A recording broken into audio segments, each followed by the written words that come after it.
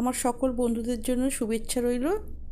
আজকে আমি অনেক দিন পরে একটা ভিডিও নিয়ে এসেছি। ভিডিওটা করা হয়েছে অনেক দিন আগে, কিন্তু সময়ের অভাবে আমি ভিডিও দিতে পারিনি, তাই আজকে আমি ভিডিওটা দিলাম। সেই সোমবার সংক্রান্তি গেছে, সেই দিন ইতু পুজো শেষ। আমি ইতু পুজো করেছি, কিন্তু আজ পর্যন্ত দিতে পারিনি। ইতু পুজো আমি ভোগ নিবেদন করেছি। ভোগ মানে চিড়ে, শুকনো ভোগ, চিড়ে, মুরকি আর কিছু ফল। ইতু পুজোর আজকে শেষ দিন, তাই এটা দিতে হয়। এইভাবে আমি ইতু পুজোটা সারা মাস ধরে শুধু বাতাসা জল আর মিষ্টি দিয়ে পুজো দিয়েছি। আজকে চিড়ে, মুরকি, কিছু ফল দিয়ে পুজো করলাম। গাছটা দেখো, ঘরের মধ্যে তো গাছটা অনেকটাই শুকনো হয়ে গেছে, পাতাগুলো শুকনো হয়ে গেছে। 1 মাস রাখতে হয়, সেই 1 মাস পুরো অঘ্রাণ মাসটাই রইল।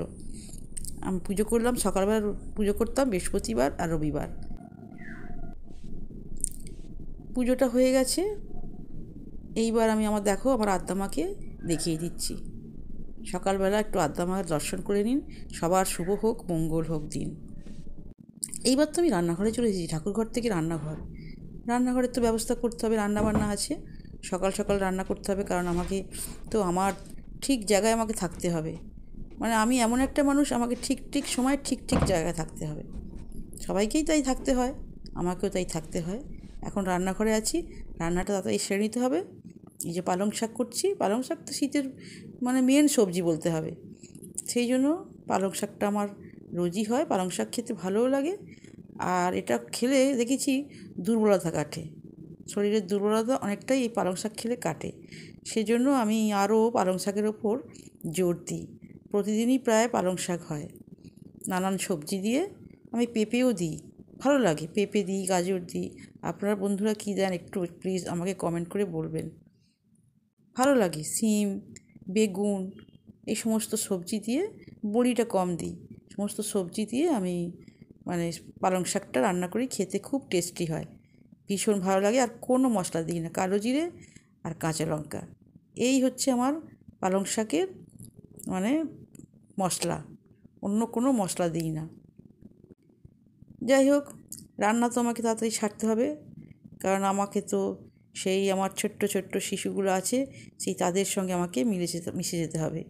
এই দেখো বন্ধুরা, আগে আমার বোন কমেন্ট করেছিল যে আমি বিল্লিকে দেখাইনি। এই যে বিল্লি সবসময় আছে, বিল্লি এখন মুড়ি খাচ্ছে।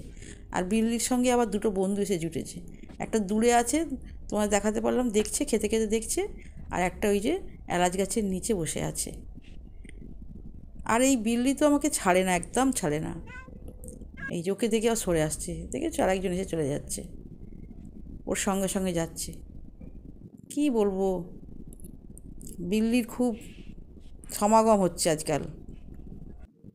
যাই হোক, আমার ঠিক সময় ঠিক জায়গায় চলে এসেছি। একটা বাচ্চা, তার মা দিয়ে গেছে, আর বাচ্চাগুলো, অন্যান্য বাচ্চাগুলো ওকে নিয়ে খুব মজা করছে।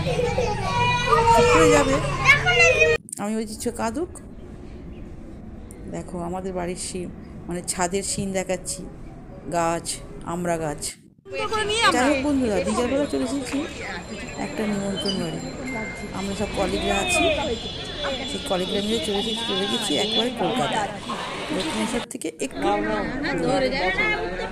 সেখানে আমাদের একটা বিয়েবাড়ির নিমন্ত্রণ ছিল। আমাদের শিক্ষাদি আমরা নিমন্ত্রণ পেয়েছিলাম, কলিগ মিলে সেই বিয়েবাড়িতে উপস্থিত হয়েছি। কিন্তু আমাদের তো বাড়ি খুব তাড়াতাড়ি গেছি, বাড়ি থেকে বেরিয়েছি আমরা 2:30, পৌঁছেছি আমরা 5টা নাগাদ, 4:30, 5টা নাগাদ। তারপর তো আবার আমাদের ফিরতে হবে, বাসের ব্যাপার আছে। এই যে আমাদের মলিয়ানা দি, জ্যোতিকা দি, হ্যাঁ, শিখা চ্যাটার্জি দি, আর এই শিখাদি ডান দিক থেকে দ্বিতীয় জন, এই শিখাদি, ওনার ছেলের বিয়েতে আমরা গেছি। ভীষণ আমাদের সঙ্গে ভালোবাসতে, সেই জন্য আমাদের বিয়ে নিমন্ত্রণ করেছেন, আমরা গেছি। ভীষণ ভালোই দিদি। হ্যাঁ, এই দেখুন আমরা বিয়ের লজে চলে এসেছি। বাবা সিদ্ধিদাতা গণেশকে বসিয়েছেন এখানে। এখনও বউ আসেনি, বউ এখন বিউটি পার্লারে গেছে, সেখানে সাজুগুজু করে এখানে আসবে।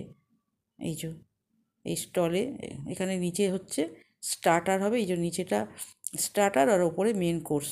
এই যে স্টার্টার, এখানে ফুচকা, মোমো, বিভিন্ন স্টার্টার আছে আর কি। কফি, সমস্ত বউবার এসে গেছে।